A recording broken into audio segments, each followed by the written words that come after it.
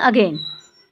Their creative hard work made Japan one of the most powerful countries of the world before Second World War. उसके रचनात्मक कार्यों के कारण Japan को द्वितीय विश्व युद्ध के समय एक सबसे शक्तिशाली देश माना जाता था, और वो था भी. When the Empire of Japan became a part of Germany and Italy, जब जापान एक भाग था इटली और जर्मनी का, तभी Japan was major threat to the world. In front of Japan lightning strikes, the rest of the world stood shivering. जब Japan Germany और Italy का ही पार्ट हुआ करता था, तभी उसके पास इतने बड़े बड़े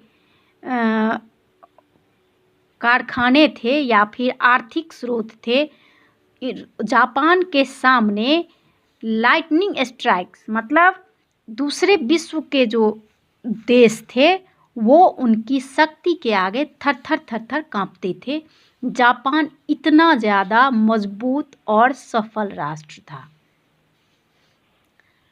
Seeing no other way to defeat Japan, the US dropped Little Boy on Hiroshima. Japan को इतना आगे बढ़ते देख, न किसी से हारते देख, यूएस ने उस पर सबसे पहला बम गिराया जिसका नाम लिटिल बॉय था, और वो दिन था 6 अगस्त 1945. About 80,000 people died.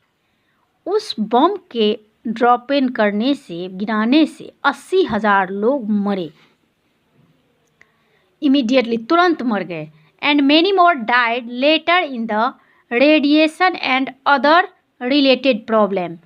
और भी बहुत से लोग ऐसे हैं जो बम के रेडिएशन से ही कुछ दिनों में मर गए. और भी कई सारे कारण थे. उस समय इतने सारे लोग मरे कि लोगों का संस्कार भी नहीं अच्छे से हो पड़ा. तो उस समय बीमारी के कारण भी कई लोग मर गए.